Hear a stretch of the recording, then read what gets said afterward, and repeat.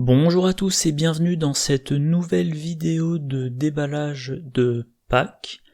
Aujourd'hui, quelque chose d'un petit peu particulier parce qu'il va s'agir du premier pack fan-made créé par la coordination de plusieurs utilisateurs du forum non officiel. Je mettrai des liens vers les détails dans la description. Donc il s'agit d'un produit non officiel et qui n'est pas aussi facile d'accès que les autres produits dont je parle.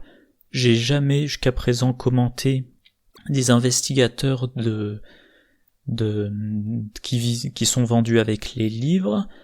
J'ai jamais encore parlé de fan-made ou je sais pas moi s'il y a du contenu exclusif lié à des événements, mais là, comme je dispose de ce pack, comme c'est possible de se le procurer, de l'acheter, j'avais décidé de parler des investigateurs.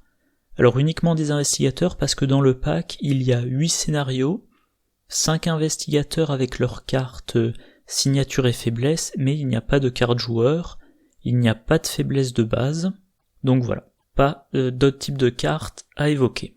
Le premier investigateur du pack, c'est Jenna Hunter, l'agent secret. Elle a 3 de volonté, 2 d'intelligence, 4 de lutte, 3 d'agilité, trait agence spécialiste, réaction. Après que vous avez joué une carte événement qui coûte une ressource ou plus, jouez à nouveau cet événement en diminuant son coût de 1, limite une fois par round.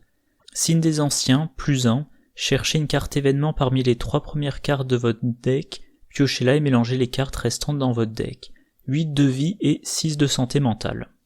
Alors, ces caractéristiques sont intéressantes, 4 de force c'est ce qu'il faut pour un gardien, 3 d'agilité ça fait qu'éventuellement vous ferez quelques évasions de temps en temps, 3 de volonté, c'est déjà ça contre le deck de rencontre, et 2 d'intelligence, faudra trouver quelque chose si vous jouez en solo pour trouver les indices. Sa réaction, après que vous avez joué une carte événement, ah oui, et niveau vie et santé mentale, du standard, c'est la même chose que Zoé Samaras, si ma mémoire est bonne. Alors, sa réaction, sa réaction rappelle la carte dédoublée, qui est un soutien truand de niveau 4, qui coûte 4, trait rituel, qui est exceptionnel, qui occupe un emplacement d'arcane, et qui dit réaction, après que vous avez joué un événement, incliné dédoublé, jouez de nouveau cet événement comme s'il était dans votre main. Dans les deux cas, on a l'idée, vous jouez un événement, vous le rejouez. Jenna Hunter, en plus de ça, c'est un événement qui coûte au moins une ressource, donc il y en a certains qu'elle pourra pas rejouer, mais la deuxième fois qu'elle le joue pour une ressource de moins. Donc il y a tout un tas d'événements dont elle va multiplier par 2 l'efficacité. Quand on voit que dédoublé est une carte de niveau 4 qui a le trait exceptionnel et qui utilise un emplacement d'arcane, en l'occurrence qui utilise un emplacement, on se dit que la réaction de Jenna Hunter est extrêmement forte. Alors c'est des créations fan-made, ça a été fait, le projet francophone, la relecture traduction de mémoire, ça a été fait à partir de l'été 2018, je dirais. Donc les cartes ont été créées avant, donc comme c'est du contenu fan-made du début du jeu, oui c'est quand même très probable que ces investigateurs-là soient très déséquilibré par rapport au reste du jeu. Donc déjà cette première réaction est extrêmement forte. Quant au signe des anciens, plus 1, plus 1, ok, c'est déjà ça de prix, mais c'est assez anecdotique, et cherchez une carte événement parmi les 3 premières cartes de votre deck, piochez-la et mélangez les cartes restantes dans votre deck. Vous voulez jouer beaucoup d'événements, vous avez un tuteur à événements, dont l'effet rappelle un petit peu les gants de boxe de Nathaniel Cho. Les gants de boxe, soutien de niveau 0, les gants de boxe du pack Nathaniel Cho, c'est pas une carte signature de cet investigateur. Donc c'est une carte gardien de niveau 0 qui coûte 3, qui occupe les 2 mains, qui donne plus 1 en combat. Après que vous avez vaincu un ennemi, inclinez les gants de boxe, cherchez parmi les 6 cartes du dessus de votre deck un événement esprit et ajoutez-le à votre main, mélangez votre deck. Donc Jenna Hunter, elle cherche que sur 3 cartes, mais n'importe quel événement. règle de construction de deck, 30 cartes, carte gardien de niveau 0 à 5, carte événement truand de niveau 0, carte neutre de niveau 0 à 5, et carte signature, carte faiblesse et faiblesse au hasard. Donc, on va voir les événements. Voilà, les événements gardiens, il y en a un certain nombre. Parmi ceux qui semblent intéressants, alors j'ai essayé de les trier un petit peu par thématique. Je disais, Jaina Hunter, elle a une intelligence de seulement 2, elle va galérer pour enquêter avec son intelligence. Mais il y a un certain nombre d'événements qui vont bien lui servir. En chasse, événement de niveau 0 pour 1, rapide à jouer quand vous devriez piocher une carte rencontre lors de la phase de mythe. À la place, cherchez un ennemi parmi les 9 cartes du dessus du deck rencontre, générez-le engagé avec vous, au lieu de son lieu de génération normal, et mélangez le deck rencontre, si vous ne pouvez pas piocher la carte du dessus du deck rencontre. En chasse, c'est une carte utilisée par les gardiens à la fois pour éviter les traîtrises les plus gênantes, et pour se fournir un ennemi qui va par la suite servir à trouver des indices. Par exemple, un événement qui sera dans le pack Nathaniel Cho, Lessons Learned, donc qui coûte 1, qui est de niveau 2, rapide, à jouer après que vous avez subi des dégâts de la part d'une attaque ennemie, découvrez 2 indices dans votre lieu. Donc, Jaina, elle génère un ennemi, avec en chasse, éventuellement, je vérifie un peu la formulation, mais voilà, si elle n'a pas trouvé d'ennemi, elle peut rejouer en chasse. Bon, si elle a trouvé un ennemi, elle double pas en chasse. Elle se prend une attaque d'opportunité de la part de l'ennemi, elle subit des dégâts, elle va jouer Lesson Learned. Ça lui fournit 2 indices, et ensuite elle va dire je rejoue cette carte. Ça lui coûte plus que 0 ressources, et elle peut de nouveau découvrir 2 indices. Parce que, alors toujours pareil, les spécialistes du timing me corrigeront peut-être, mais quand on a un effet après, on peut en faire plusieurs. Donc, vous subissez des dégâts, vous jouez cette carte qui vous dit après que vous avez subi des dégâts, vous pouvez ensuite, dans la foulée, rejouer une carte, ou une copie de cette carte-là, qui dit après que vous avez subi des dégâts. Donc, grâce à la capacité de Jaina, pour une ressource, vous avez 4 indices dans le lieu. 4 indices en une action pour un gardien, c'est génial. Le classique preuve, un événement niveau 0 qui coûte 1, rapide à jouer après que vous avez vaincu un ennemi, découvrez un indice dans votre lieu.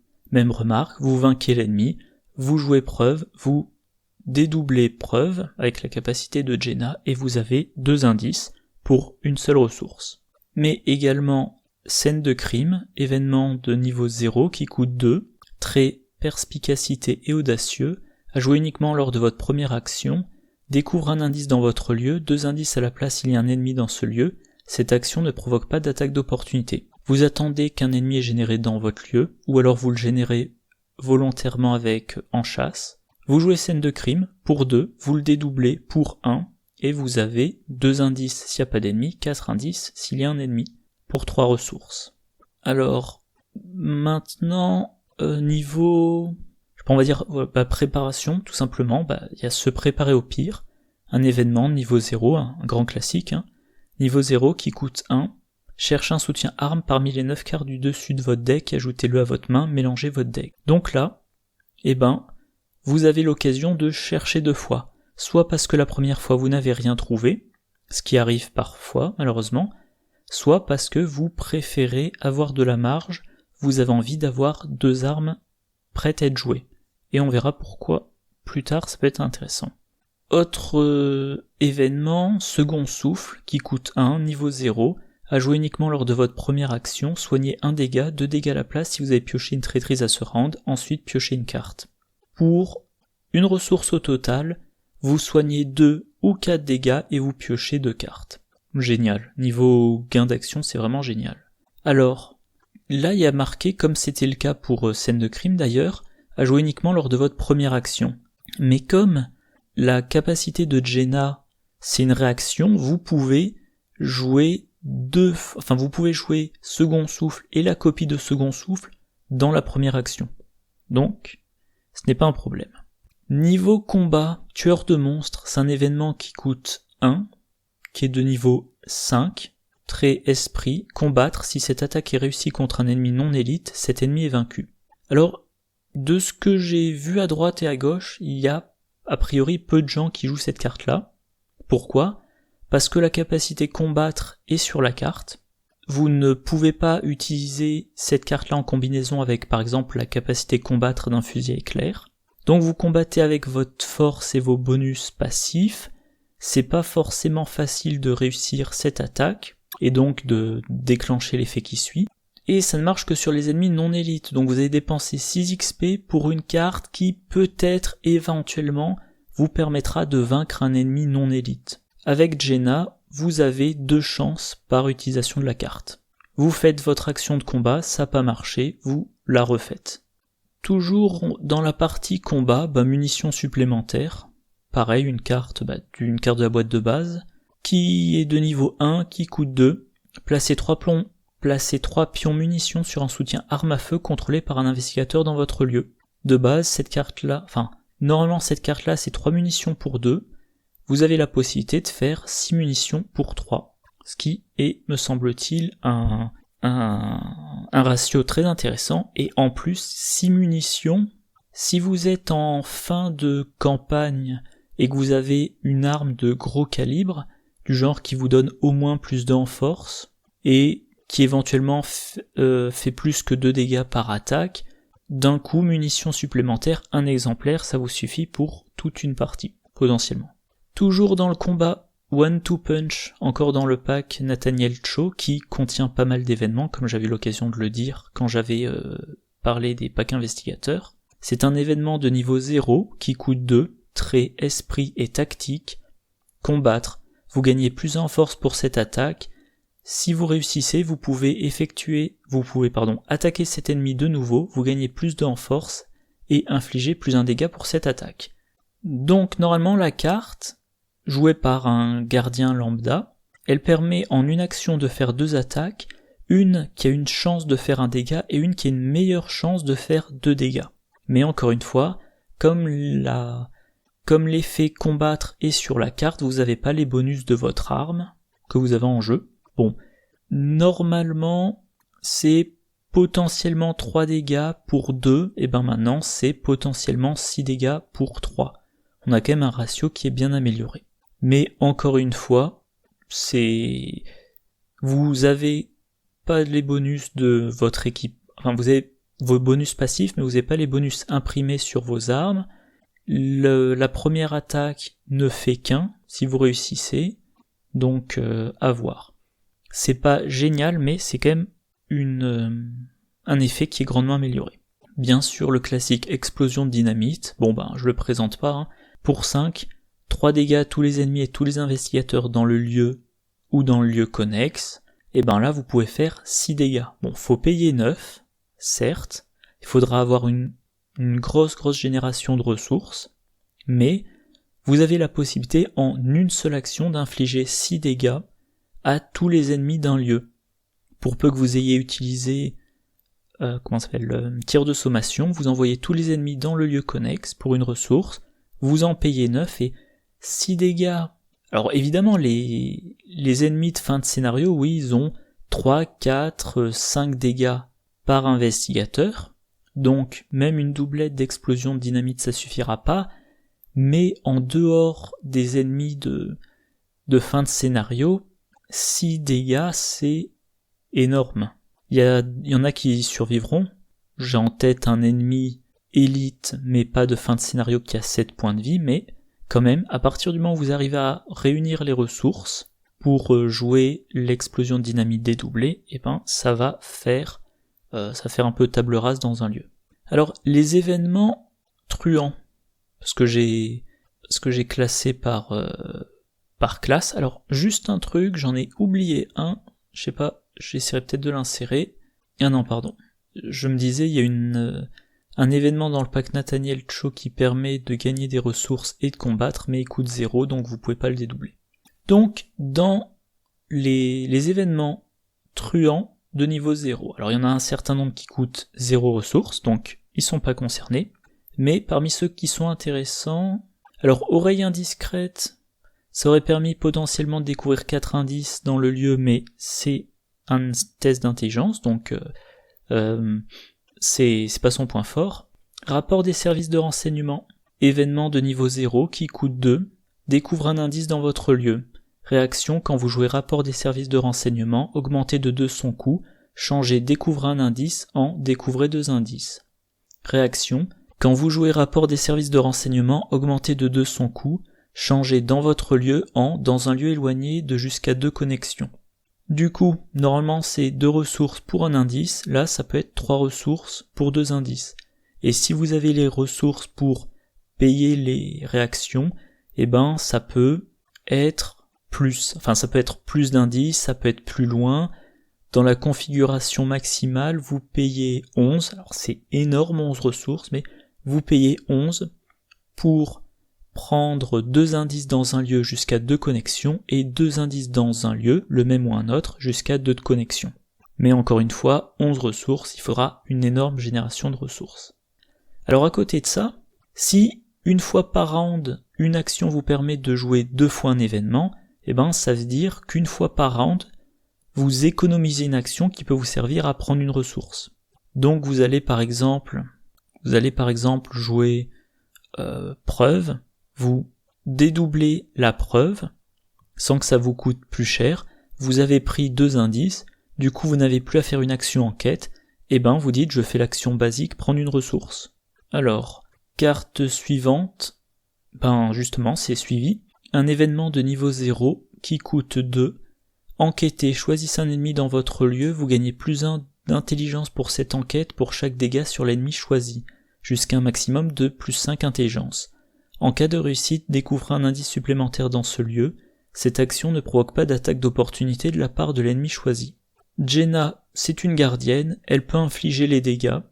Donc elle va attaquer un ennemi, elle lui a fait 2, 3, voire 5 dégâts. Maintenant elle joue suivi, pas d'attaque d'opportunité, et elle fait une enquête qui lui donne un bonus d'intelligence. Si elle arrive au plus 5, ça lui fait comme une enquête avec une intelligence de 7.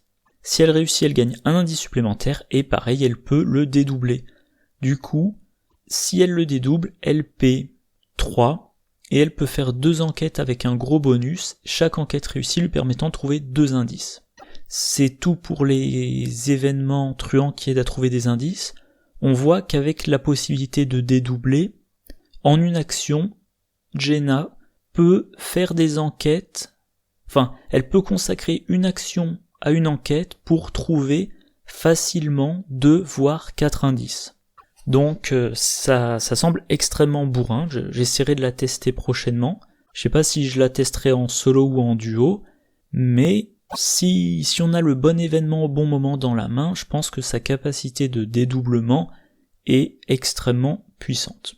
Alors, un événement que j'ai noté, tour de passe-passe, ça vous permet de mettre en jeu 2 soutiens objets, mais vous les renvoyez à la fin, dans la main, à la fin du tour. Donc là je sais pas trop, parce que vous avez 3 actions pour utiliser les 2 objets, j'ai pas en tête beaucoup de cas où on voudra les 2 copies de l'objet, déjà faut avoir les 2 dans la main, mais pour pouvoir utiliser 2 fois. Peut-être pour le bar 1918, voilà, vous en mettez même pas parce que là ça vous prendra trop d'emplacement de main, donc c'est comme ça, disons, c'est à noter. Si vous avez, une carte qui a 2 charges, 2 utilisations, vous mettez une première copie, une deuxième copie, vous videz le premier exemplaire pendant vos 2 premières actions, puis vous utilisez une charge du deuxième exemplaire pour votre 3e action, les 2 remontent dans votre main, et vous pourrez de nouveau les utiliser 4 fois au total. Alors contrebande, pareil, de base c'est cher, donc si vous le dédoublez ça va vous coûter énormément de ressources, et il faudra prévoir dans votre deck une grosse génération de ressources. Probablement, moi quand j'ai besoin d'une grosse génération de ressources, je pense à la carte, je crois que c'est travail d'équipe, qui permet d'échanger les ressources entre investigateurs, et pour générer les ressources, un truand, ou Caroline Fern qui soigne beaucoup d'horreur. Voilà. Mais donc, contrebande, dédoubler, ça vous coûte 7 ressources pour doubler, puis redoubler le nombre de pions munitions aux provisions d'un soutien dans votre lieu. Si vous prenez l'exemple le plus caricatural, le bar M1918, qui normalement a 8 munitions, vous jouez contrebande, vous passez à 16 munitions, vous doublez contrebande, vous passez à 32 munitions, et vous allez pouvoir faire, allez disons, par exemple, 8 attaques avec 4 munitions à chaque fois, donc 8 attaques avec force plus 4 et 4 dégâts par attaque réussie. Bon, je mentionne ça pour l'anecdote, le bar coûte 3 expériences, 5 ressources, il prend les 2 mains, faut le mettre en jeu, la contrebande c'est 4, sa copie coûtera 3, mais là comme je disais un petit peu plus tôt, si vous faites 8 attaques avec 4 munitions à chaque fois avec cette arme-là, sachant qu'en plus dans votre jeu vous avez peut-être munitions supplémentaires, vous avez peut-être, je sais plus comment ça s'appelle, munitions personnalisées, vous avez peut-être l'aventurier, vous pouvez encore remettre des munitions là-dessus. Une fois que vous avez dédoublé avec la capacité de Jaina bien sûr, pas avec la carte dédoublée, une fois que vous avez doublé l'effet de contrebande sur le bar, je pense que l'arme vous suffit pour la majorité des scénarios. Niveau combat, on a attaque par surprise, événement niveau 0 qui coûte 2, infligez 2 dégâts à un ennemi incliné dans votre lieu. Alors, elle a 3 d'évasion, elle va pas forcément réussir à échapper à beaucoup d'ennemis, donc peut-être en duo, Finn se charge de faire l'évasion, elle joue attaque par surprise pour 2, elle le double pour 1 de plus, et voilà, c'est 4 dégâts sans test sur un ennemi. Donc, même remarque que pour la doublette d'explosion de dynamite, ça sera pas suffisant contre un ennemi élite, contre beaucoup d'ennemis élites ou contre les ennemis de fin de scénario, mais on a quand même de quoi faire contre les ennemis les plus courants. Coup bas, combattre, événement de niveau 0 qui coûte 2, combattre, ajoutez votre agilité à votre valeur de compétence pour cette attaque, en cas de réussite avec une différence de 2 ou plus, échappez automatiquement à l'ennemi attaqué. Bon, alors ça fait du combat à 7, vu qu'elle a 4 de force, 3 d'agilité, de bonnes chances de réussir avec 2 ou plus, surtout si elle a des boosts comme le flic en patrouille en jeu, ou l'as d'épée, j'ai plus le nom en tête, le tarot gardien. Voilà, elle fait qu'un dégât, mais elle échappe à l'ennemi, ok, et si vous le doublez, moi je dirais il y a rien qui vous oblige à prendre la même cible. Donc vous êtes engagé avec 2 ennemis, mettons que vous avez machette en jeu, ça vous gêne d'être engagé avec 2 ennemis par rapport à la machette, vous jouez coup bas, vous réussissez, vous infligez un dégât à votre ennemi, il est incliné, vous n'êtes engagé qu'avec plus qu'un ennemi, éventuellement vous pouvez rejouer coup bas sur le premier ennemi, ou sur le deuxième ennemi, là vous n'êtes plus du tout engagé, et puis vous sortez, vous sortez du lieu pour votre deuxième action, et il vous reste encore une action, et s'il y en a qu'un des deux qui est chasseur, vous savez que quand l'autre reviendra, vous n'en aurez plus qu'un engagé avec vous. Par exemple, coup de grâce, un événement qui coûte 2, qui est de niveau 0, infligez un dégât à un ennemi dans votre lieu, si l'ennemi est vaincu par cet effet, piochez une carte, si c'est votre tour, terminez votre tour, cette action ne provoque pas d'attaque d'opportunité. Donc un dégât sans test sur un ennemi dans le lieu, sans plus de précision, élite ou pas élite, engagé ou pas engagé, distant ou pas distant. Même remarque que pour les cartes... là quand même j'ai un petit doute, je suis en train de réfléchir, j'ai un petit doute. S'il est vaincu, vu que le tour se termine, je sais pas si vous pouvez jouer la copie de coup de grâce. Si votre tour est fini, vous n'êtes plus dans votre tour pour jouer des cartes. À voir, je sais pas si la copie de coup de grâce s'insère, on va dire, dans la fenêtre de l'action, avant que la phase ne se termine. Pas trop sûr. Mais voilà, en tout cas, vous infligez un dégât à un ennemi, sans avoir à faire de test, quel que soit l'ennemi, et si votre tour ne se termine pas, en tout cas si vous avez la possibilité de jouer la copie, vous pouvez faire la même chose. Ça peut être donc 2 dégâts directs à un ennemi distant, 2 dégâts directs à un ennemi qui a un coup particulier d'engagement, un truc du genre quand vous l'engagez, vous lui mettez une fatalité dessus, ou quand vous l'engagez, vous subissez une horreur, là c'est pas un problème. Et en plus vous piochez une carte. Voilà, alors je pense que j'ai fait le tour pour tout ce qui était de l'investigatrice en elle-même. Maintenant, parlons de sa carte signature. Entrée fracassante, un événement qui coûte 2, très tactique, rapide à jouer uniquement s'il n'y a pas d'ennemi engagé avec vous. Vous pouvez vous déplacer sur un lieu connexe, puis choisir un ennemi non élite dans votre lieu, incliner cet ennemi, puis infliger lui un dégât. Alors bon, déjà évidemment c'est un événement, donc on peut le répéter. Voilà, je vais essayer de dire répéter au lieu de dédoubler. On peut le répéter. L'effet de la carte point par point. Alors déjà c'est rapide, ça prend pas d'action. Il faut qu'il n'y ait pas d'ennemis engagés avec vous. Ok. Donc vous êtes un combattant, il n'y a pas d'ennemis engagés avec vous, vous avez une intelligence qui est assez basse, et ben vous cherchez l'occasion de vous rendre utile. Vous pouvez déjà vous déplacer dans un lieu connexe, donc en gros c'est l'effet d'un raccourci.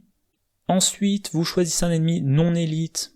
Alors les ennemis élites, je sais plus dans quelle vidéo de l'Arkham JCE TV, il y avait une discussion entre Shep et Ryzen sur le fait que eux au début, à chaque fois qu'ils voyaient non élite, ils se disaient mince c'est bête, on perd des cibles, et à force de jouer au jeu, ils se sont rendus compte que quand même les ennemis élites, il n'y en a pas tant que ça par scénario, sauf cas particulier. Et c'est vrai que bon, non élite, ça veut surtout dire pas contre l'ennemi de fin de scénario ou pas contre un ou deux ennemis supplémentaires qui sont liés au scénario en lui-même. Mais dans les sets de rencontres, il y a quasiment aucun ennemi élite, à moins que ça ait changé dans les toutes dernières campagnes et que je m'en sois pas rendu compte. Voilà. Donc, je répète, 1, on se déplace pour aller à un lieu où on sera utile. Deuxièmement, on incline un ennemi. Alors, vu la formulation, il n'y a pas marqué désengagé, il n'y a pas marqué échapper automatiquement, donc je pense que si vous entrez dans le lieu et que l'ennemi vous engage, vous l'inclinez mais il reste engagé avec vous. Ça peut avoir son importance. Vous lui infligez un dégât direct. Un dégât direct, c'est l'effet de mano à mano, en gros.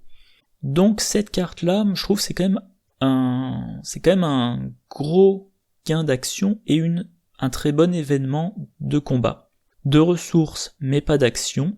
Du déplacement. Le déplacement c'est une attaque, vous inclinez l'ennemi donc il pourra pas attaquer comme si vous aviez réussi une évasion, du coup c'est l'équivalent d'une deuxième action, et vous lui infligez un dégât, c'est l'équivalent d'une troisième action. Si vous le répétez avec la capacité de Jenna, vous pouvez ensuite vous déplacer dans un autre lieu pour incliner un autre ennemi et infliger un dégât à un autre ennemi. Alors, donc si vous arrivez à faire ça, eh bien ça veut dire que vous avez incliné deux ennemis, et dans un grand groupe, eh ben, vous pouvez dire aux enquêteurs, bon ben voilà, tu peux entrer dans le lieu, l'ennemi incliné, il t'attaquera pas. Par contre, il y a bien marqué à jouer uniquement s'il n'y a pas d'ennemi engagé avec vous. Donc, vous entrez dans un premier lieu avec entrée fracassante, un ennemi vous engage, vous l'inclinez, mais il est toujours engagé avec vous, vous ne pouvez pas répéter entrée fracassante. Parce qu'il y a un ennemi engagé avec vous. Mais imaginons que l'ennemi soit distant, je sais pas, imaginons c'est un engoulevent. Alors je donne rarement des exemples d'ennemis, mais là l'engoulevent c'est l'exemple emblématique. Vous entrez dans le lieu, il y a un engoulevent, il vous engage pas parce qu'il est distant, vous l'inclinez, ok, vous lui faites un dégât, il est mort, vous pouvez répéter entrée fracassante, vous allez, je sais pas, dans le lieu d'à côté, et même chose, vous inclinez le deuxième engoulevent, vous lui infligez un dégât et vous êtes débarrassé de deux engoulevents. Et les engoulevents, c'est assez pénible quand on n'a pas de solution de dégâts directs. Oui, je m'étais noté aussi, ça peut être efficace contre acolyte aussi. L'acolyte, il arrive en jeu, enfin après qu'il entre en jeu, on met une fatalité sur lui. Dans son set de rencontres, il y a des traîtrises qui mettent de la fatalité sur les cultistes. Donc c'est un danger. Il est pas dur à vaincre, il est seulement 3, 1, 2. Mais il est possible qu'il ait sur lui 1, 2, 3 fatalités et qu'il fasse courir le risque de gaspiller un temps précieux. Donc là, entrée fracassante, vous entrez dans le lieu, vous tuez l'acolyte, vous tuez l'acolyte, plus de problème avec les fatalités qu'il y avait sur lui. Comme vous l'avez tué les plus engagés avec lui, éventuellement vous vous redéplacez pour le cas où il y aurait un autre acolyte dans le lieu connexe ou un autre ennemi. Et comme la carte est rapide, vous pouvez la jouer, vous pouvez la répéter et avoir toujours vos 3 actions. Donc si vous avez plusieurs ennemis à un seul point de vie, ou si vous avez, on va dire, une enfilade d'ennemis, des ennemis dans un lieu, des ennemis dans un lieu connexe, ça peut permettre de quand même bien déblayer le passage. Passons maintenant à la faiblesse. Prise au dépourvu, trait bévu, révélation, défausser un soutien arme que vous contrôlez, cherche un ennemi dans le deck rencontre ou dans la pile des fosses, générez-le, engagez avec vous, si possible, et placez prise au dépourvu en jeu dans votre zone de menace. Vous ne pouvez pas jouer de carte événement. Forcez à la fin de la phase d'investigation, défausser prise au dépourvu. Donc pareil, dans l'ordre, vous défaussez un soutien arme que vous aviez, donc vous avez une arme de moins pour combattre. Ensuite, vous générez un ennemi, vous le mettez engagé avec vous si possible, donc il faudra le combattre. Et pendant toute une phase d'investigation, vous ne pouvez plus jouer d'événements. Et je me rends compte que je m'étais préparé à dire une connerie. Je me préparais à dire il faut insaisissable pour contrer l'effet de prise au dépourvu, mais non, vous ne pouvez pas jouer insaisissable. Donc, comme vous avez dans votre deck une traîtrise qui va vous faire défausser une arme, vous devez penser au fait que vous aurez probablement, à un moment donné de la partie, besoin d'avoir 2 armes en jeu. La traîtrise vous fait défausser, je sais pas, votre machette, et ben vous avez le 45 automatique en jeu, vous tuez l'ennemi qui a été généré par la traîtrise, et voilà, vous préparez à mettre une arme plus pérenne qui sert plus longtemps pour remplacer la machette défaussée. Comme vous avez besoin, idéalement, d'avoir 2 armes en jeu pour la phase d'investigation qui suit la pioche de traîtrise, de prise au dépourvu. Et ben, ça veut dire que vous allez devoir consacrer des emplacements de main pour 2 armes. Il y a certaines armes qui n'occupent qu'un emplacement de main, il y a des armes qui occupent 2 emplacements de main. Il est possible que vous ayez envie d'avoir d'autres soutiens qui occupent des emplacements de main que des armes, surtout si vous jouez en solo. Donc, je pense que la bandoulière sera particulièrement intéressante pour elle. Bon, moi je joue quasiment toujours un exemplaire de bandoulière dans mes decks de gardiens, mais avec elle, avec Jaina, je pense que ça sera toujours 1 et parfois 2. Bon ben voilà, j'ai fait le tour pour Jaina Hunter, une investigatrice combattante très puissante, moi je dirais même, je pense qu'elle est beaucoup trop puissante à tester. Alors là l'avantage c'est comme moi j'avais acheté ce pack fanmade, j'ai la carte, j'ai pas besoin d'utiliser des proxys comme pour mes tests de Winifred Abamok par exemple, donc je pourrais la tester en solo pour que ça soit plus rapide. Et je pense que voilà, si on a un petit peu de chance à la pioche des cartes, il y a moyen de faire des combinaisons extrêmement puissantes. Elle est dans un lieu où il y a 2 indices difficiles à trouver, ben si elle a le bon événement, 2 indices trouvés en une action sans test, 4 de force pour un gardien, bah ça suffit. Ça pourrait être mieux, hein. Il y a Mark Carrigan qui a 5 de force, mais Roland Banks il a 4 de force et il arrive à combattre quand même efficacement. Donc voilà, je pense que je vais la tester. Alors le petit truc, je vous montrerai volontiers quel deck je vais tester. Le truc c'est comme elle est fan-made, elle n'est pas prévue elle fait pas partie de la liste des investigateurs disponibles sur le site ArkhamDB. Donc ça me gênera pour construire un deck. Alors peut-être que ce que je ferai c'est je créerai un deck pour un autre investigateur qui peut avoir toutes les cartes auxquelles elle peut avoir accès. Je ferai bien attention à pas prendre de cartes auxquelles elle n'a pas accès, et ça permettra quand même de présenter les cartes choisies. Donc par contre je pense que je le ferai dans une vidéo à part, parce que j'ai pas envie de construire le deck en direct, pendant que j'enregistre, et là j'ai déjà 45 minutes d'enregistrement sur un investigateur, et il m'en reste 4 dans le pack. Allez, on continue avec la deuxième investigatrice du pack. Alors je sais pas pourquoi, mais dans l'ordre de numérotation du pack, le truand est avant la chercheuse. Moi je fais dans l'ordre habituel, c'est-à-dire gardien, chercheur, truand, mystique et survivant. Donc Lauren Schultz, la philosophe, 4 de volonté, 5 d'intelligence, 1 de lutte, 2 d'agilité, trait professeur et miskatonique.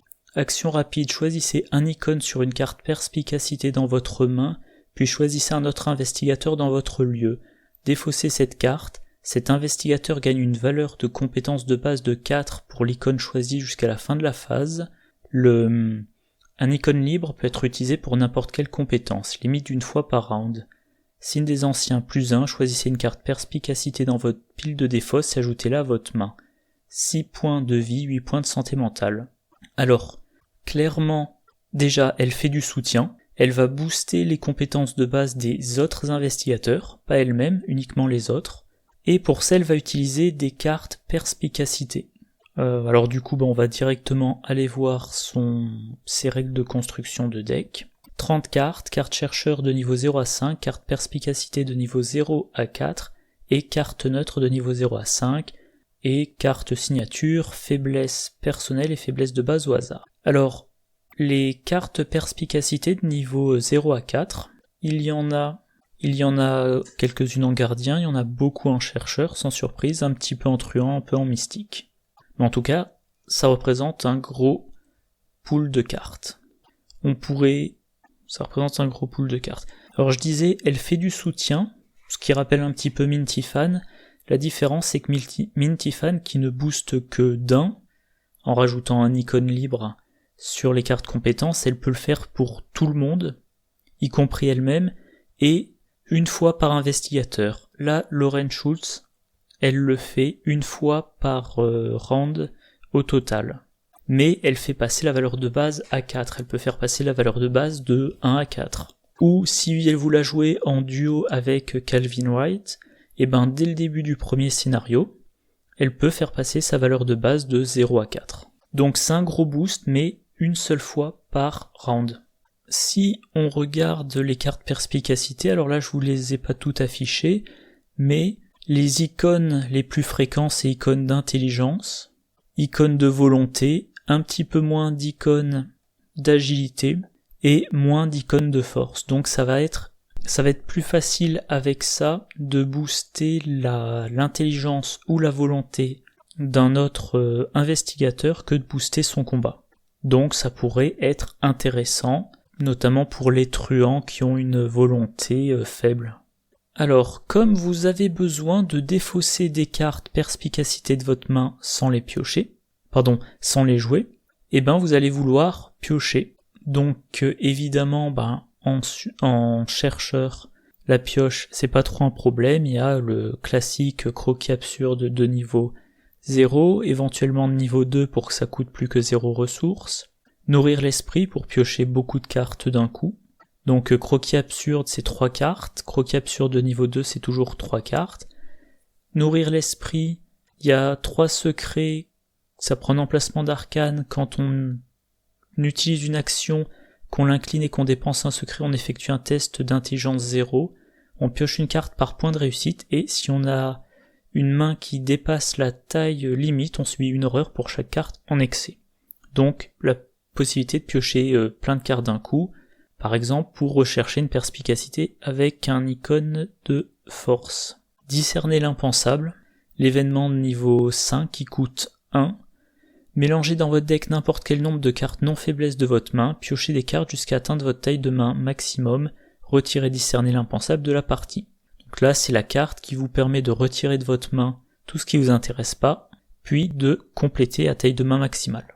Retournez chaque pierre, là c'est du tutorat, mais ça va encore une fois vous permettre de chercher la perspicacité avec l'icône qu'il vous faut.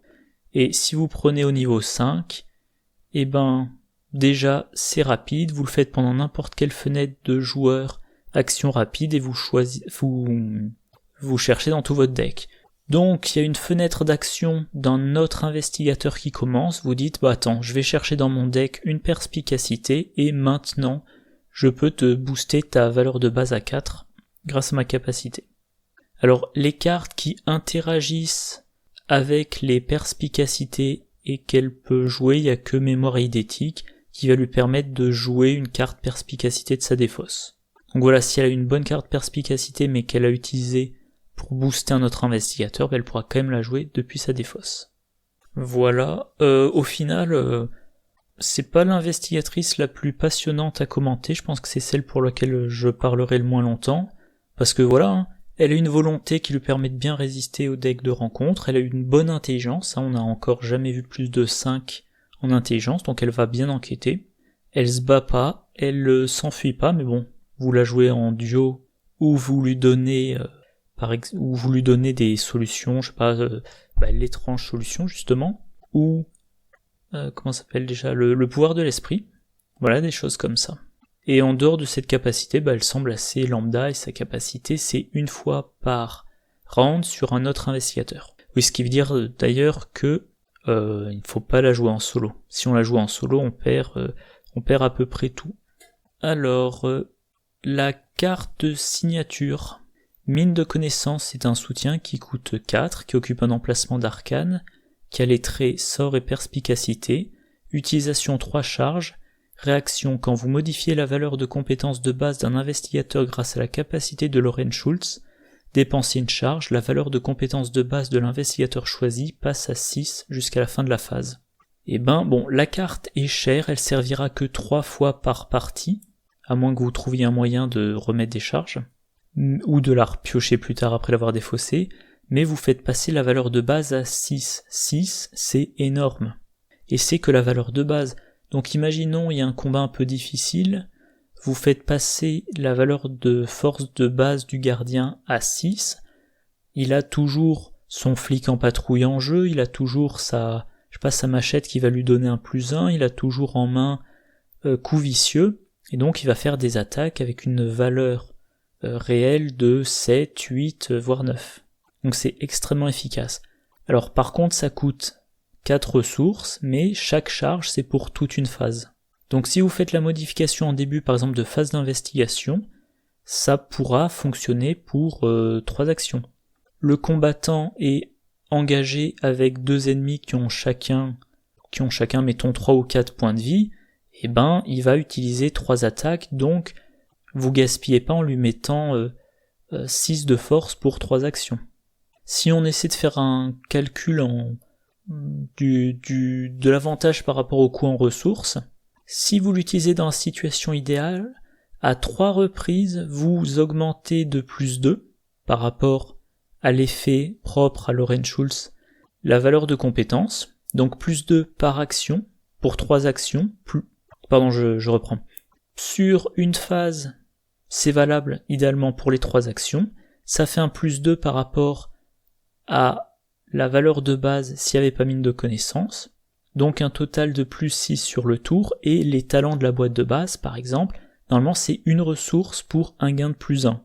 Si vous boostez un gardien en force, la référence va plutôt être vue perçante qui pour 2 ressources booste de +1 pour toute la phase. Donc pour booster de +2 sur toute la phase avec vue perçante, ça coûte 4 ressources. 4 ressources pour une seule phase. Là vous avez 4 ressources pour 3 charges, donc 3 phases. Donc la carte est un petit peu chère à poser, mais bon, si vous jouez pas les tabous entre Mark Kerrigan et élucider l'affaire, les chercheurs ont plein de ressources, et ça augmente vraiment l'efficacité de Lauren Schultz. Maintenant, sa faiblesse, pensée paradoxale, trait folie et paradoxe, révélation, mettez pensée paradoxale dans votre zone de menace. Enquêtez, votre lieu gagne +1 de valeur occulte pour ce test. En cas de réussite, au lieu de découvrir un indice, placez un de vos indices sur votre lieu, si possible, puis mélangez pensée paradoxale dans votre deck. Forcez. À la fin de la phase d'investigation, si pensée paradoxale est toujours en jeu, subissez une horreur directe. Donc la faiblesse, elle reste en jeu.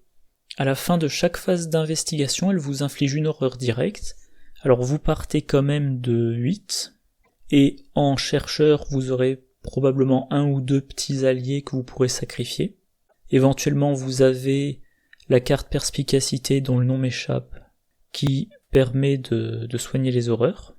Donc vous pourrez probablement la laisser en jeu un certain temps, et quand vous voulez vous en débarrasser, vous allez devoir réussir une enquête à +1 de difficulté. Si vous réussissez, vous mettez un de vos indices sur le lieu, et vous remélangez pensée paradoxale dans votre deck. Alors, remélanger dans le deck c'est pénible, parce que vous aurez sûrement à la repiocher plus tard. Il va probablement falloir, si vous la piochez en fin de partie, vous allez probablement essayer de calculer votre timing pour vider complètement votre deck, vous prendre une horreur parce que vous avez remélangé votre défausse pour en faire un deck, et ensuite vous débarrassez de pensées paradoxales pour que ça soit très dilué dans votre deck. Le fait de faire une enquête à difficulté plus 1, vous partez de 5, et dans un deck chercheur, vous aurez de quoi vous booster. Le fait de remettre un indice, en chercheur, il y a plein de cartes qui vous aident à trouver des indices. On peut penser bien évidemment à déduction. Je regarde un petit peu le timing. Ouais, je pense pas que déduction permette de récupérer l'indice qu'on vient de placer. Bon, mais quand même, voilà, vous avez remis un indice sur votre lieu, et déduction vous aidera à réussir votre enquête et à récupérer cet indice que vous venez de perdre, en plus d'un nouvel indice. Évidemment, déduction de niveau 2, c'est encore mieux. Si le lieu avait une valeur occulte un petit peu élevée, suivre son intuition. Vous payez 2, vous récupérez l'indice sans prendre le risque de rater votre test. Le pendentif de l'arène, également, vous utilisez une charge pour récupérer votre indice. Et voilà, comme je vous le disais, c'est pas l'investigateur de la boîte le plus passionnant à commenter.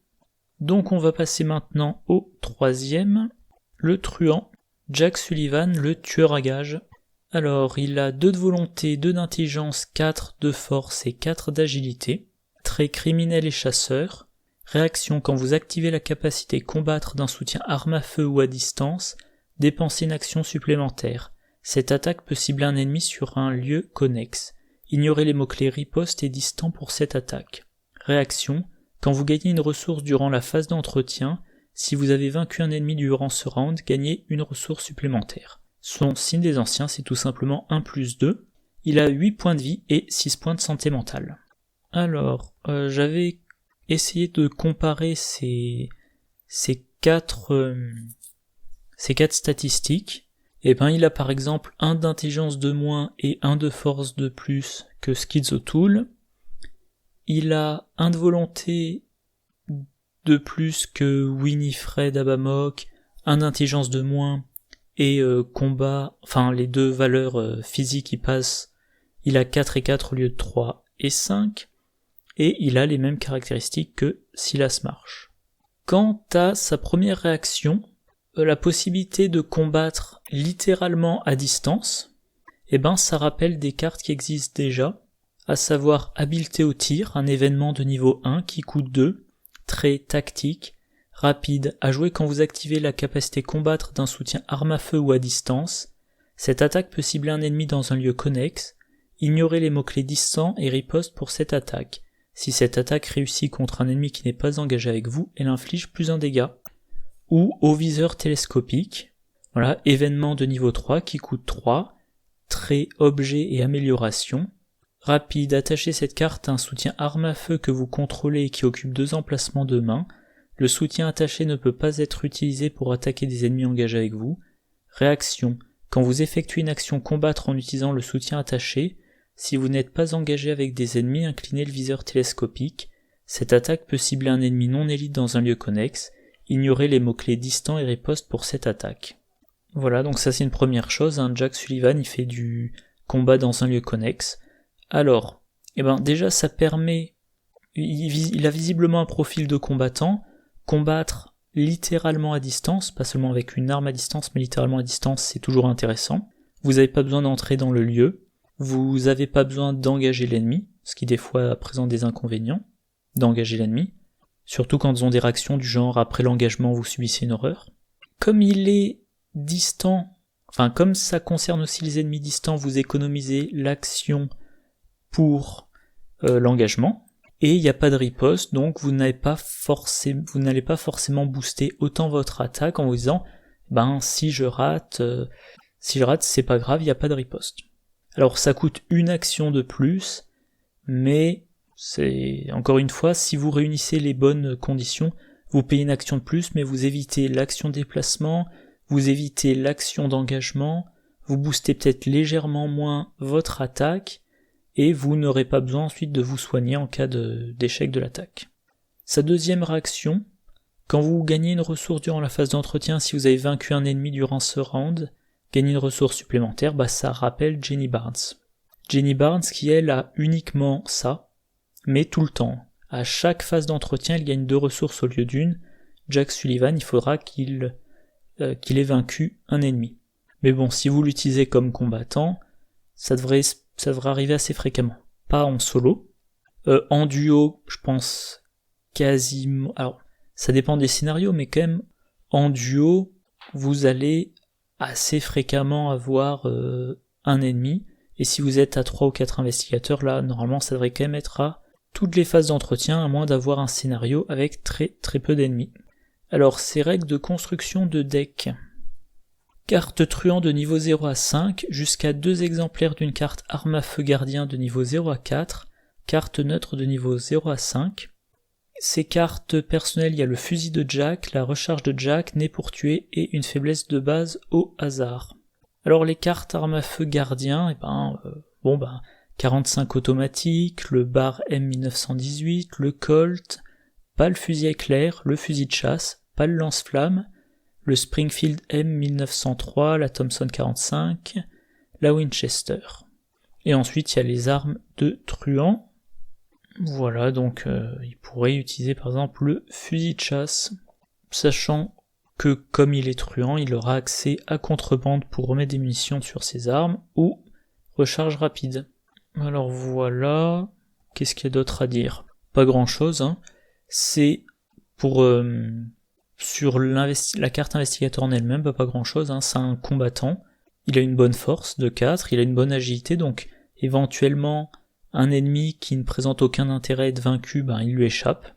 Il a quasi exclusivement des cartes truands, mais il a aussi le droit à une paire d'armes gardiens, d'armes à feu gardien, à condition qu'elles soient pas de niveau 5. Alors maintenant, ces cartes signature. Le fusil de Jack, c'est un soutien qui coûte 3, qui occupe les 2 mains, qui a les traits objet, arme, arme à feu, utilisation 4 munitions, action, dépenser une munition, combattre, vous gagnez plus 3 en force pour cette attaque. S'il n'y a pas d'ennemi engagé avec vous, cette attaque inflige plus 1 dégât pour chaque groupe de 2 points de réussite, jusqu'à un maximum de plus 2 dégâts.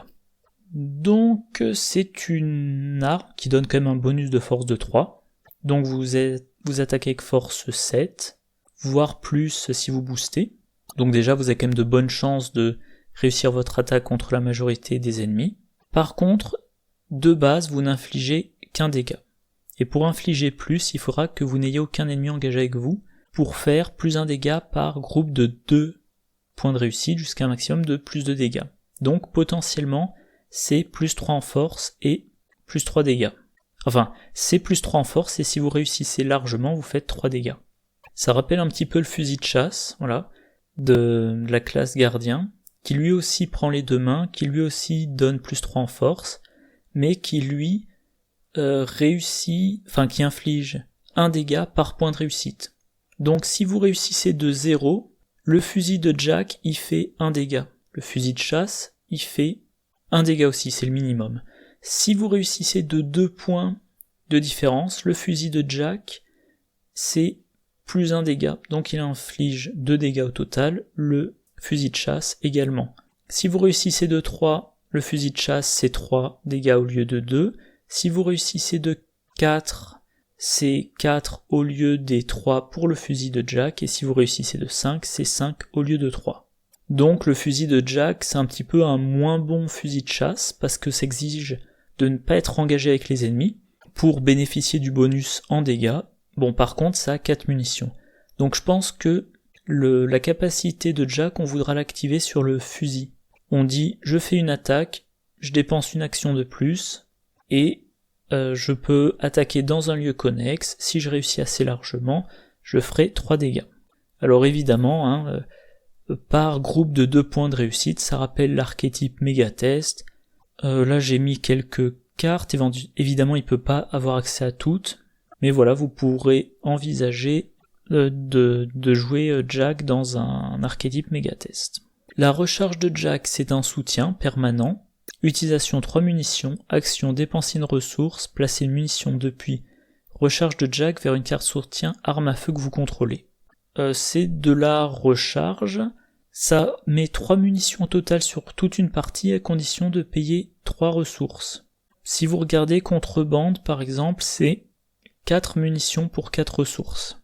Recharge rapide, c'est vous compléter à la capacité maximale pour 3 ressources. Mais contrebande, c'est une action. Recharge rapide, ça ne coûte pas d'action. Recharge de Jack, à chaque fois vous payez une action. Donc moi je trouve pas la carte très intéressante. Alors c'est un permanent, on n'a pas besoin de le payer, c'est pas gênant, ça va pas encombrer le deck, ça va pas coûter des ressources, mais pour moi ça sera vraiment la mesure un peu désespérée. Vous avez besoin d'une mission supplémentaire sur une arme et vous n'avez aucune bonne carte de recharge, et ben vous perdez une action pour recharger. Mais bon, si c'est pour faire 3 dégâts en une attaque, ça vaut peut-être le coup. La faiblesse de Jack, né pour tuer, trait tâche, révélation, mettez né pour tuer en jeu dans votre zone de menace avec 2 charges dessus. Action, enlevez une charge sur né pour tuer, puis cherchez dans la pile de défausse prioritairement, sinon dans le deck rencontre, un ennemi et générez-le dans un lieu connexe, limite d'une fois par tour. Forcé, quand la partie se termine, recevez 1 point d'expérience en moins pour chaque charge sur né pour tuer.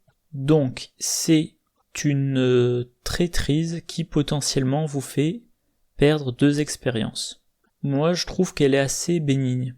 C'est-à-dire, quand vous la révélez, vous la mettez en jeu et pour le moment, il se passe rien. Si vous vous en préoccupez pas de la partie, vous avez 2 XP de moins. Mais ça ne vous a pas gêné dans votre partie. Et si vous voulez ne pas perdre ces 2 XP, eh ben, il va falloir dépenser 2 actions pour choisir des ennemis et les mettre dans des lieux connexes. Et ces 2 actions réparties sur 2 rounds.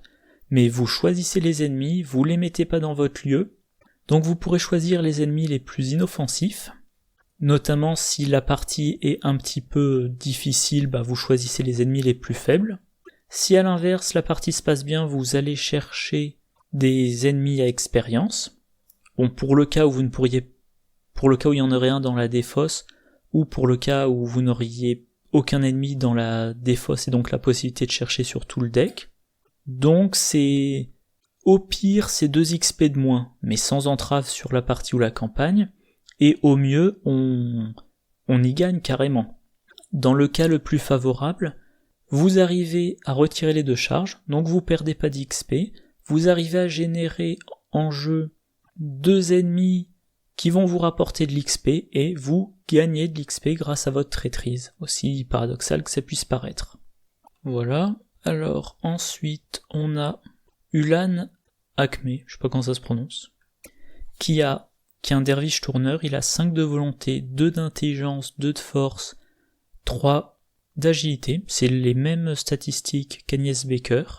Il a 5 points de vie, 8 points de santé mentale, alors ça fait 13 au total, c'est moins que la majorité des investigateurs. Très sorcier et croyant, vous débutez la partie avec trance lucide en jeu, action rapide, si trance extatique est en jeu, jouez une carte événement rituel ou esprit de votre défausse en diminuant de 1 son coût, puis retirez-la de la partie, limite de 1 fois par tour. Signe des anciens, plus 2, tournez votre trance sur le côté de votre choix. Alors, construction de deck 30 cartes, carte mystique de niveau 0 à 5, carte neutre de niveau 0 à 5, carte rituelle ou esprit de niveau 0 à 2. Alors là, j'ai fait une petite liste, il y a en esprit, il y a notamment des cartes gardiens, enfin en esprit hors mystique, il y a notamment des cartes gardiens, il y en aura un certain nombre dans le pack Nathaniel Cho qui n'est pas encore sorti, voilà, et il a 2 cartes signature et une faiblesse. Alors parmi les cartes esprit qui pourront être intéressantes pour lui, il y a J'ai connu pire, en gardien, niveau 2, rapide à jouer quand des dégâts et ou des horreurs vous sont infligés, annulez jusqu'à 2 dégâts et ou horreurs tout juste infligés, ensuite gagnez un nombre équivalent de ressources. Il est un petit peu faible en résistance, et là il peut annuler et gagner des ressources. Il peut aussi utiliser retarder l'inéluctable, voilà. Rapide à jouer uniquement lors de votre tour, attachez cette carte à un investigateur dans votre lieu sous son contrôle. Réaction, quand des dégâts et ou des horreurs vous sont infligés, défaussez retarder l'inéluctable et annulez tous les dégâts et ou horreurs tout juste infligés. Forcé, à la fin de la phase du mythe, vous devez soit dépenser 2 ressources, soit défausser retarder l'inéluctable. Persévérance, qui permet d'annuler des dégâts et horreurs qui devraient vous vaincre.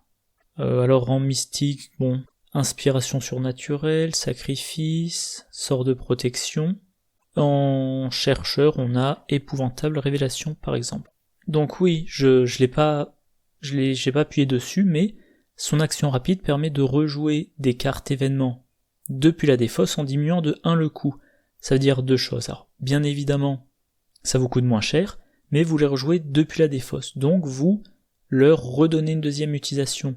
Pour tout ce qui est de la guérison, ce qui est de l'annulation de dégâts ou de la prévention de dégâts, ça va booster bien votre résistance. Par exemple, le J'ai connu pire de niveau 2, vous annulez 2 dégâts pour gagner de ressources, puis vous le jouez gratuitement de votre défausse. Parce que une fenêtre réaction, il n'y en a pas. Bon, mauvais exemple, mais disons un retardé l'inéluctable, voilà, vous le jouez sur vous. Vous devriez vous prendre des dégâts ou des horreurs, vous annulez, ça part à la défausse, puis vous le rejouez depuis votre défausse pour 1 et vous annulerez la prochaine fois dégâts et ou horreurs. Alors, danse funèbre, c'est un événement qui coûte 2, qui a le trait fin des temps, rapide, joué quand des dégâts, ça devrait être, bon, tant pis, quand des dégâts et ou des horreurs devraient vous vaincre, vous ne pouvez pas être vaincu avant la fin du tour et pouvez effectuer 2 actions immédiatement. Forcé à la fin du tour, votre personnage est vaincu. Alors, c'est un peu particulier, vous vous donnez 2 actions, vous devriez être vaincu, et déjà, vous ne l'êtes pas. Alors ça, je pense par contre qu'il faudra, je demanderai sur le forum, mais si vous devriez être vaincu mentalement, alors attendez, je relis, quand des dégâts et ou des horreurs devraient vous vaincre, vous ne pouvez pas être vaincu avant la fin du tour. Donc je pense que, une fois que votre tour se finit, vous êtes vaincu de la manière prévue. Donc si pendant votre tour vous preniez votre 5e dégât, ou n'importe quand d'ailleurs, vous prenez votre 5e dégât, vous jouez danse funèbre, vous dites je peux pas être vaincu, vous jouez votre tour, immédiatement vous effectuez 2 actions, même si c'est le tour de quelqu'un d'autre, même si c'est la phase de mythe, vous jouez votre tour et à la fin du tour vous êtes vaincu parce que vous aviez pris un 5e dégât. Donc vous subissez le trauma prévu. Mais vous avez quand même la fin de votre tour, enfin ce qui vous restait de votre tour plus 2 actions pour faire des choses. Et comme vous ne pouvez pas être vaincu, vous ne craignez plus les attaques d'opportunité. Donc en fait moi cette carte là elle me fait penser à 2 cartes, on se reverra en enfer chez les gardiens, et épouvantable révélation chez les chercheurs, 2 cartes qui vous permettent de faire une dernière action, puis d'être vaincu, et d'encaisser un trauma, physique pour le gardien, mental pour le chercheur. Là c'est un peu pareil, vous devriez être vaincu pendant la phase de mythe, vous dites non je le suis pas, je fais immédiatement 2 actions, et ensuite j'effectue tout mon tour avec les 3 actions, et seulement à la fin de mon tour je serai vaincu. Mais en attendant, j'aurais eu 5 actions, j'aurais été immunisé aux dégâts et aux horreurs des attaques d'opportunité, et donc votre investigateur, Ulan Akme, il a 5 actions par exemple pour faire 5 enquêtes dans le lieu. Donc si vous êtes dans un scénario où vous avancez le dernier acte quand vous videz un lieu de ses indices, vous avez ça en main, vous dites tant pis s'il devrait être vaincu, j'annule et j'ai mes 5 actions pour chercher les indices. Mais bon, c'est vraiment utilisé en fin de scénario parce que sinon vous avez un investigateur de moins en jeu, alors que tous les effets par investigateur ne changent pas. Sa deuxième carte signature, c'est Trans. Alors sur le premier côté, lucide. Ça a le trait état, c'est un permanent. Forcé quand vous subissez une horreur sans subir de dégâts sur votre personnage, retournez cette carte sur le côté extatique. Ok. Côté extatique, vous ne pouvez pas améliorer vos capacités en attribuant des cartes de votre main. Action rapide, quand vous subissez un ou plusieurs dégâts, annulez un dégât. Bon, ça devrait être une réaction, je pense, mais peu importe. Forcé quand vous subissez un dégât, retournez cette carte sur le côté lucide. Alors, je revérifie, il met en jeu translucide, en 2 mots. Donc, au début, il se passe rien. Dès qu'il subit une horreur, il est obligé de la retourner. Maintenant, il ne peut plus attribuer de cartes depuis la main. mais quand il va subir un ou plusieurs dégâts, il va en annuler un, et je pense que la façon dont est écrite la carte est pas idéale, mais moi tel que je le comprends, c'est en gros vous subissez un ou plusieurs dégâts, vous choisissez d'en annuler un, si vous reste quand même un dégât, vous retournez sur le côté lucide. Donc en gros vous évitez les horreurs, parce que si vous prenez des horreurs, vous pouvez plus attribuer de carte compétence, mais une fois que vous êtes dans cet état-là où vous pouvez pas attribuer de carte compétence, vous voulez subir des dégâts pour revenir en état normal. Faut voir comment ça se joue. Peut-être qu'on fait un deck sans compétence, peut-être qu'on prévoit beaucoup d'absorption de dégâts, je sais pas. Carte faiblesse, transe horrifique, trait état et folie, révélation, mettez transe horrifique en jeu dans votre zone de menace. Forcez, quand vous débutez votre tour, perdez une action. Forcez, à la fin de votre tour, si transe horrifique est en jeu, subissez une horreur directe. Et pour 2 actions, vous défaussez transe horrifique. Alors déjà, quand vous la piochez, vous perdez une action pour votre prochaine phase d'investigation. Et vous subissez une horreur directe à chaque fin de tour. Alors ensuite, une horreur, puis une horreur, puis une horreur, etc. Les mystiques ont de quoi encaisser. Mais le problème, c'est 2 actions pour la défausser. Alors 2 actions pour défausser une faiblesse, c'est assez classique.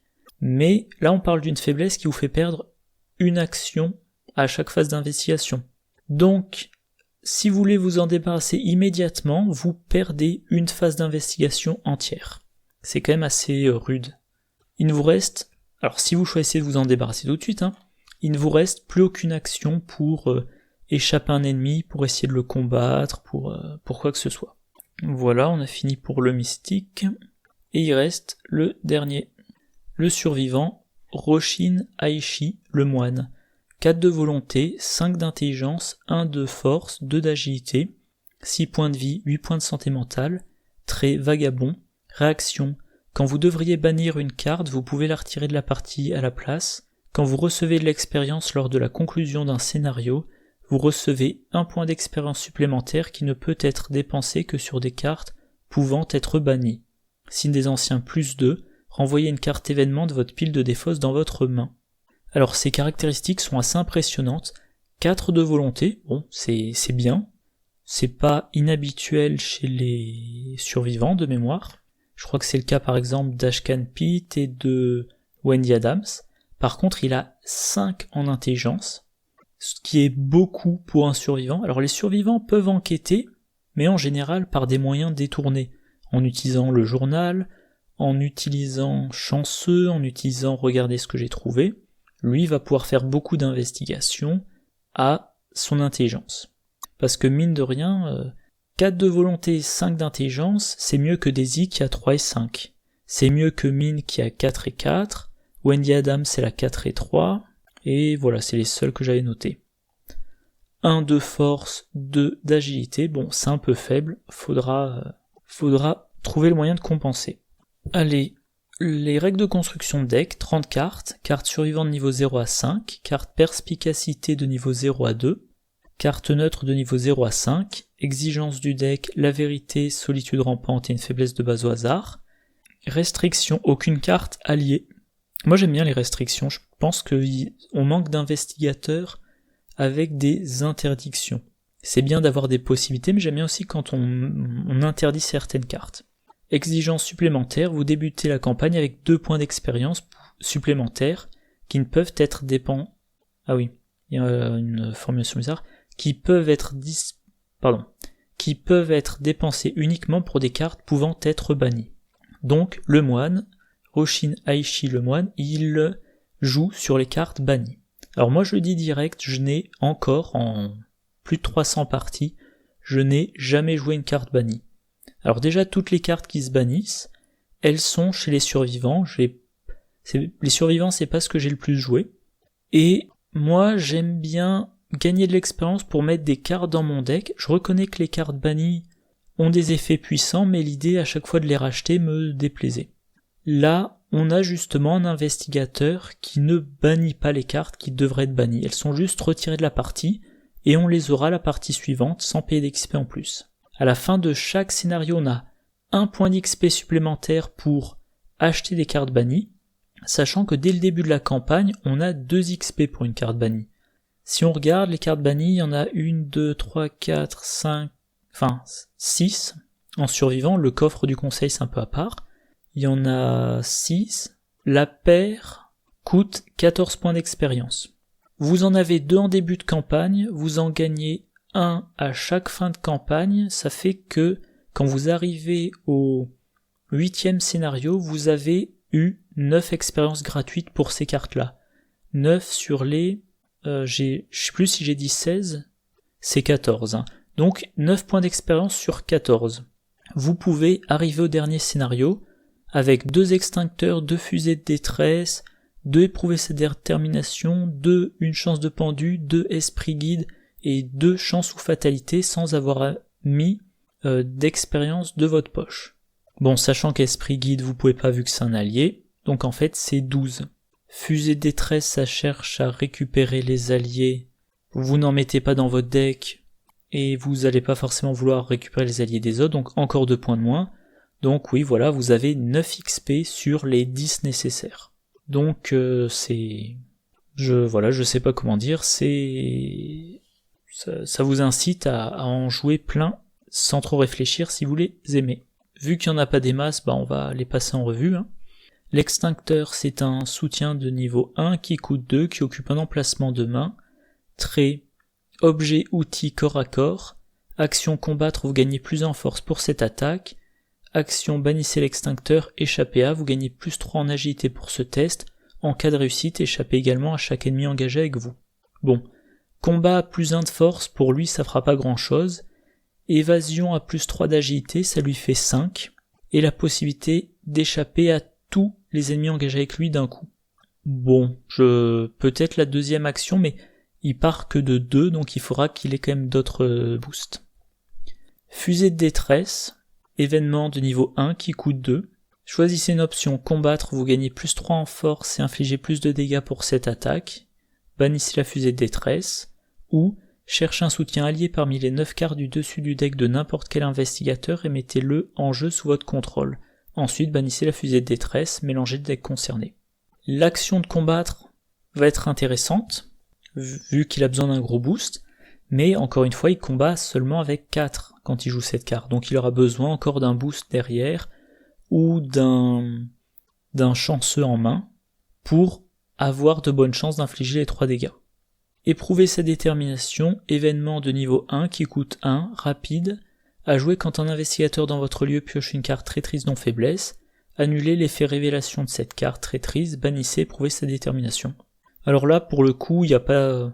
la question se pose pas, c'est génial. Vous avez 2 points d'expérience en début de campagne, vous mettez, par exemple, vos 2 éprouver sa détermination, pour annuler les cartes traîtrises. Par exemple, un antique fléau, vous devriez rajouter une fatalité, eh bien non. Une chance de pendu, événement de niveau 1 qui coûte 1, rapide à jouer quand vous subissez des dégâts et ou des horreurs, annulez jusqu'à 10 dégâts et ou horreurs qui viennent de vous être infligés, bannissez une chance de pendu. Donc là, c'est une grosse annulation d'un coup. Vous combattez, vous essayez de ne pas combattre, mais si vous êtes engagé avec l'ennemi de fin de scénario qu'il a, mettons, 3 dégâts et 3 horreurs, ça vous permet de survivre à une attaque. Le coffre du conseil, je l'évoque pas, esprit guide, c'est un allié, peut pas l'avoir. Chance ou fatalité, événement de niveau 2, qui coûte 2, rapide, à jouer quand de la fatalité devrait être placée sur n'importe quelle carte scénario, un maximum par partie, annulez une fatalité qui vient d'être placée sur cette carte, bannissez chance ou fatalité. Donc cette carte-là vous permet de gagner au moins un round, voire beaucoup plus si cette fatalité aurait fait avancer l'intrigue parce qu'il y a plein d'autres fatalités en jeu, l'intrigue passe pas tout de suite, vous consacrez ce round à supprimer la fatalité en jeu, et vous avez gagné peut-être 2, peut-être 3, voire plus rounds. Très bonne carte.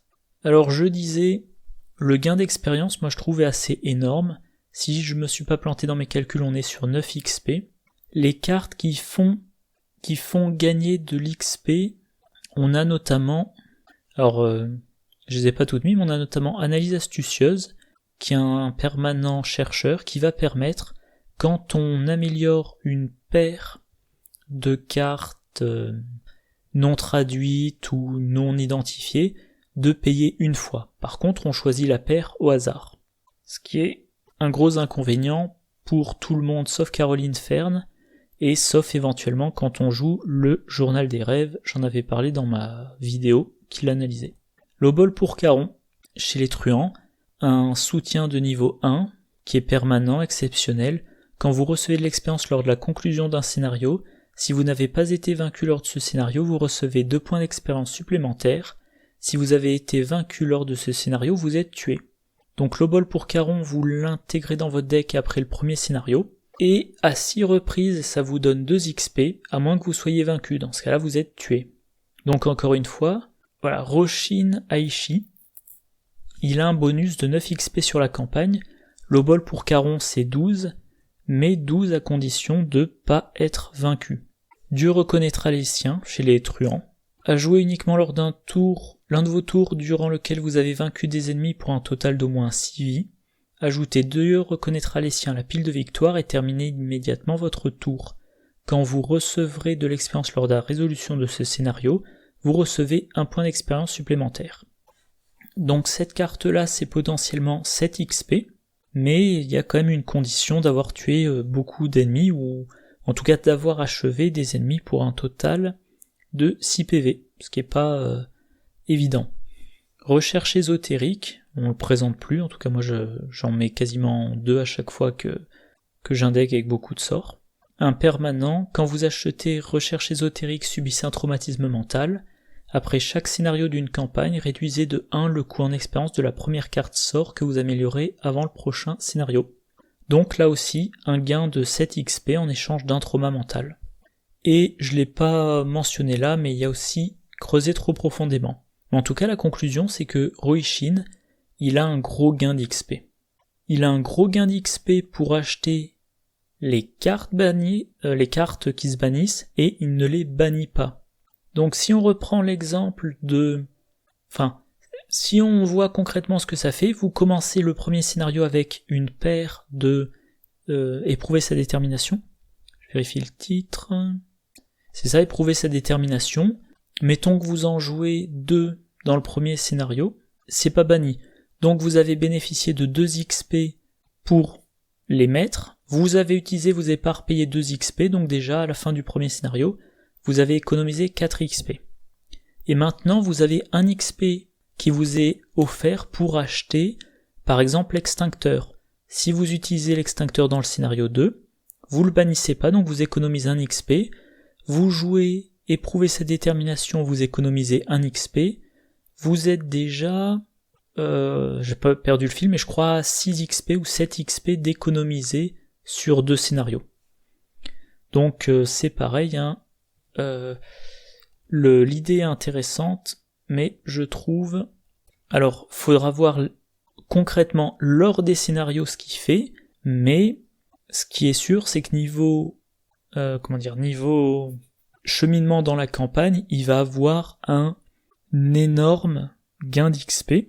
Vous lui mettez beaucoup de pioches, je sais pas, avec des garder courage, avec partir perdant, avec la patte de lapin de niveau 3, ou alors vous le faites piocher par un autre investigateur, mais bon, de sorte à exploiter un maximum de cartes qui normalement se bannissent à chaque scénario, et moi je dis cet investigateur il est fumé, hein. Si vous l'utilisez au maximum, si vous l'utilisez au maximum sur l'ensemble d'une campagne, vous allez peut-être économiser 30 XP, voire même beaucoup plus, hein, ça pourrait faire là un calcul très fastidieux, mais vous pouvez vous retrouver à économiser 30 XP sur toute une campagne par rapport à un autre investigateur qui, lui, a réellement besoin de bannir les cartes survivantes. Voilà, est-ce que j'avais autre chose à rajouter ? Ah oui, les cartes perspicacité de niveau 0 à 2, on a fait une petite liste. Bon, il y a d'autres investigateurs qui jouent sur les perspicacités, donc je vais pas en reparler. Par contre, les soutiens alliés, il a pas le droit d'avoir des soutiens alliés, et quand même, il y en a qui sont bons. Le grand classique, c'est Peter Sylvestre, qui lui donnerait un bonus en agilité, ce qui serait pas un mal, vu qu'il part de 2. Alors, comme il n'a pas d'allié, et notamment pas Peter Sylvestre, il va devoir probablement penser à d'autres moyens d'encaisser les dégâts. Alors, il a, dans les cartes qui se bannissent, il a une chance de pendu, il a éprouvé sa détermination, si mettons il pioche main saisissante et que il pense pas réussir le test, il peut annuler, mais il peut aussi jouer retarder l'inéluctable, dont j'ai parlé plus tôt, pour annuler dégâts et horreurs qui sont infligés. Il peut jouer soin d'urgence, pour se soigner de 2 dégâts, donc il a un petit peu d'encaissement. La perspicacité, ça va aussi lui permettre de combattre. Il a notamment accès à J'ai un plan. Donc voilà, un événement de niveau 0 qui coûte 3. Combattre, cette attaque utilise l'intelligence. Lors de cette attaque, vous infligez plus 1 dégât pour chaque indice que vous possédez jusqu'à un maximum de plus 3 dégâts. Et je vérifie un petit truc. Le journal, qu'est-ce que ça nous dit ? Ah non, le bonus du journal, c'est uniquement lors des enquêtes, donc ça booste pas l'attaque avec J'ai un plan. Mais il a aussi le droit à la carte Le pouvoir de l'esprit, de niveau 0, rapide à jouer uniquement lors de votre tour, jusqu'à la fin de votre round, jusqu'à la fin du round, vous avez le droit d'utiliser votre intelligence à la place de votre force et de votre agilité. Donc au lieu d'avoir 1 et 2, il a 5 et 5. Et au niveau 2, la carte qui sera dans le pack d'Harvey Walters, il rajoute. Donc au lieu d'avoir 1 et 2, il aura 6 et 7. Alors il a aussi de l'enquête, avec oreille indiscrète. Mais bon, l'enquête, il n'a pas besoin de carte spéciale pour l'enquête. Et un truc à noter, c'est que vu qu'il n'a pas le droit à des soutiens alliés dans son deck, tant qu'à faire, autant lui donner Livre à vous-même. C'est un soutien de niveau 3, un soutien survivant de niveau 3, qui coûte 2, limite d'1 par investigateur, défaussez Livre à vous-même si vous contrôlez un soutien qui occupe un emplacement d'allié, ça ne sera pas un problème pour lui. Réaction, quand vous jouez un événement survivant, inclinez Livre à vous-même, réduisez de 2 le coût de cet événement. Donc voilà, il va jouer des événements qui normalement se bannissent, qui, de ce qu'on a vu de mémoire, coûtent tous 1 ou 2, non seulement il les bannit pas, mais en plus il pourra les jouer gratuitement. Et évidemment, s'il économise des ressources sur ces événements, il peut aussi jouer cacher son jeu. A noter que Livre à vous-même aura une autre version, je crois que c'est dans le renouveau de la civilisation oubliée. Alors de mémoire, c'est aussi une carte de niveau 3, mais elle gagne exceptionnel. Donc elle passe de 3 à 6 XP, par contre elle a le mot-clé permanent. Donc vous payez 2 fois plus cher, mais elle commence en jeu. Alors j'ai pas insisté là-dessus, le signe des anciens, renvoyez une carte événement de votre pile de défausse dans votre main. Bon, vous jouez des perspicacités sont des événements, vous pouvez remonter dans votre main persévérance, vous pouvez remonter dans votre main comment ça s'appelle déjà, retarder l'inéluctable, ou J'ai un plan. La vérité, c'est un soutien qui coûte 3, trait sort, ça occupe un emplacement d'arcane, utilisation 4 charges, réaction quand vous jouez une carte événement, vous pouvez dépenser un nombre de charges égal à x-1, avec un minimum d'une charge, afin de copier l'effet de l'événement joué, x étant le coût de cet événement. C'est super bourrin, c'est vraiment cet investigateur a l'air super fumé. Vous avez une carte qui vous permet de copier un événement joué. Alors, comme Jaina Hunter, qui aussi copie les événements, vous jouez, que je regarde les exemples que j'avais trouvés, ceux que j'ai sous les yeux, vous jouez J'ai un plan, ça coûte 3, vous faites une attaque qui fait 1 plus X dégâts, ensuite vous retirez 2 charges, et vous refaites une autre attaque. Donc mettons que Roshi Naishi, il a 2 indices.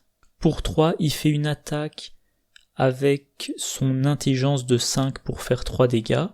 Puis ensuite, il dépense 2 charges et il copie l'événement Alors il le rejoue pas, il copie, donc pour moi il n'a pas besoin de repayer. Il copie, et il fait de nouveau une attaque à intelligence de 5 et potentiellement 3 dégâts. Enfin, 3 dégâts s'il réussit son attaque.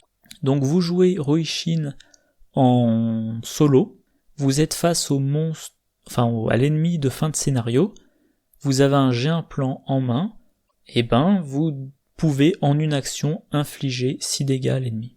C'est extrêmement puissant. Et en plus de ça, c'est par rapport au coût de l'événement, mais pas au coût imprimé. Si vous utilisez livre à vous-même, vous diminuez le coût de 2, donc pour beaucoup d'événements, vous n'utiliserez qu'une charge. Et est-ce que j'ai des exemples d'événements truands sous la main? J'essaie de regarder rapidement. Bon, j'ai pas d'exemple, mais en tout cas, ça va être... encore une fois, c'est trop puissant, je trouve. Sa faiblesse, solitude rampante, ça a le trait folie. Révélation, mettez solitude rampante dans votre zone de menace. Vous ne pouvez pas jouer d'événement tant que solitude rampante est dans votre zone de menace. Action, défausser 2 cartes événements, défausser solitude rampante. Bon, tant que c'est en jeu, vous ne pouvez pas jouer d'événement. Donc vous perdez quand même une bonne part de votre efficacité, parce que probablement vous aurez envie d'insister sur toutes les cartes événements, mais par contre, pour vous en débarrasser, c'est qu'une action, beaucoup de faiblesse, c'est 2, et la défausse de 2 cartes événements de votre main. Je pense que si vous avez beaucoup d'événements dans votre deck et un petit moteur de pioche, donc encore une fois, partir perdant et garder courage notamment, ou la patte de lapin de niveau 3 pour tutorer les événements, ça sera pas trop problématique. Donc voilà, Roi-Shin Aishi, il va être bon comme enquêteur, il a un énorme gain d'expérience, qui fait qu'il est fumé, il a une très bonne carte signature, qui me semble complètement fumée, et une traîtrise qui passe.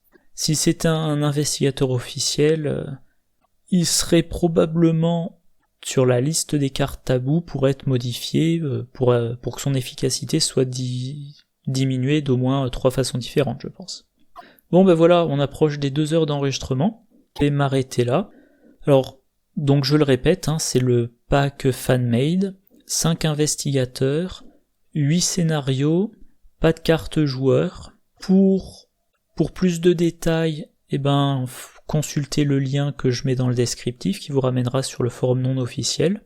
J'ai joué, petit doute, j'ai joué le scénario joué d'une illusion, ça c'est sûr. Je pense avoir joué un autre scénario, mais j'en suis pas complètement sûr, j'ai un doute. Mais je n'ai encore utilisé aucun investigateur. Alors, lesquels m'intéressent le plus? Eh bien, que je les passe en revue rapidement. Jenna Hunter, intéressante. Elle me fait penser un petit peu à Nathaniel Cho dans sa logique de jouer des événements. Lauren Schultz, bof, je trouve qu'elle a un effet qui sera pas un effet qui sert peu en soutien. Si je veux faire du soutien en chercheur, moi, j'ai Minty Fan ou éventuellement Daisy Walker. Jack Sullivan, un truand qui donne envie de tester le combat. Je reprends la formulation. Un des rares truands qui me donne envie de le jouer principalement comme combattant. Il a accès à une paire d'armes gardiens, donc par exemple une paire de 45 automatiques. Quand le pack investigateur Winifred Abamok sortira, il aura accès en plus au Mauser C96 et à... j'ai oublié le nom de l'autre, il aura accès à 2 bonnes armes à feu truand. Et voilà. Alors à la limite, Jack Sullivan, il me semble, en tout cas comparé aux autres, il me semble beaucoup moins fort. Et de façon générale, il est intéressant, mais il semble un peu faible à voir. Alors le mystique, je sais pas trop. Parce que ça transe, on retourne d'un côté, de l'autre. Alors, il peut rejouer les événements, rituels ou esprit, faudra voir. Voilà, il va pouvoir utiliser plusieurs fois les événements. Sinon, il a le droit, les cartes rituels ou esprit. J'ai un peu du mal à me faire une idée. Je vois pas trop comment je pourrais le jouer, comment je pourrais m'en débrouiller avec le fait qu'il faut que il faut qu'il subisse des dégâts, enfin il faut qu'il subisse des dégâts pour ne pas subir l'effet négatif qui vient du fait qu'il a subi une horreur et pas de dégâts. Et Roshinaishi, il pourrait me convaincre de jouer les cartes à bannir, mais il me semble être, beaucoup trop fumé pour... pas pour que je prenne du plaisir, mais si je le joue sur une campagne et qu'à la fin je dis j'ai réussi, j'aurais pas l'impression d'avoir beaucoup de mérite. Donc je sais pas, peut-être un jour où j'ai envie de jouer en solo en mode difficile ou expert, je le testerai. Bon allez, ça va conclure cette vidéo. Niveau actualité de la chaîne, la dernière vidéo que j'ai mise en ligne, c'était pour Marvel Champions, l'aspect commandement de la boîte de base. Prochaine vidéo que je vais faire, l'aspect protection de la boîte de base, toujours pour Marvel Champions, mais pour ça il faudra que je fasse quelques parties. Là on est samedi en fin d'après-midi, donc ces parties-là je les ferai en début de semaine prochaine je pense, et la vidéo je mettrai en ligne soit samedi 27, soit le mercredi d'après. J'envisage toujours également de faire une vidéo sur Mandy Thompson en solo, mes différentes tentatives, j'en ai parlé il y a quelques vidéos de ça. Et pareil, j'en avais parlé dans une autre vidéo, j'ai il y a quelques jours commandé je sais pas trop comment ça s'appelle, un clip pour smartphone pour mettre sur mon trépied pour essayer de filmer des parties. Alors des parties d'horreur Arkham en solo ou solo, pareil pour Marvel Champions et éventuellement également des parties d'autres jeux coopératifs auxquels je joue en solo comme Legendary Encounters Alien, vu que je viens de recevoir l'extension Covenant, ou Legendary Marvel, ou encore, je sais pas moi, d'autres jeux de cartes, Star Realms en solo, ou Vendredi, ou peut-être que je vais me remettre à Aeon's End, auquel j'ai pas trop touché depuis longtemps. Et il me semblait que j'avais un autre exemple, mais là tout de suite ça m'échappe. Et également, peut-être plus tard, mais ça sera... Je sais pas si ça intéresse beaucoup de mes spectateurs actuels, mais je ferai quelques vidéos d'explication des règles de jeux comme 1830 ou 1846, voilà. Donc on va dire plutôt des gros jeux et qui sont pas du tout jouables en solo. Voilà, on verra. De toute façon, s'il y a de gros changements, genre je passe à la vidéo, je ferai un nouvel épisode de la série, je crois que ça s'appelle Les actualités de la chaîne. Bon voilà, c'est tout. Je vous souhaite une bonne journée, une bonne soirée, bonne fin de semaine, bonne prolongation de semaine selon les cas. N'hésitez pas à vous abonner, à laisser des commentaires, à poser des questions. Et moi je vous dis à la prochaine. Au revoir.